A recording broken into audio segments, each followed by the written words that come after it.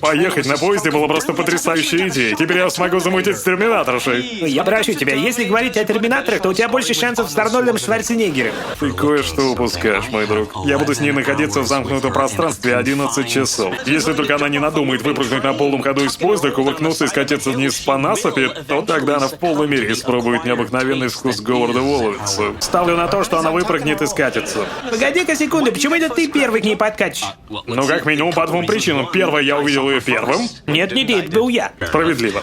Но тогда перейдем ко второй. В отличие от тебя, я могу разговаривать с женщинами, когда я трезв. Но ты забываешь, что даже если я молчу, я экзотичный иностранец. В то время как ты хилый и бледный. Так, простите, а как насчет меня?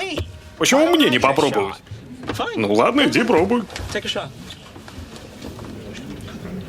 Знаете, у меня уже есть прекрасная блондинка дома, с которой у меня ничего не выходит, поэтому я думаю, я уступлю это вам двоим.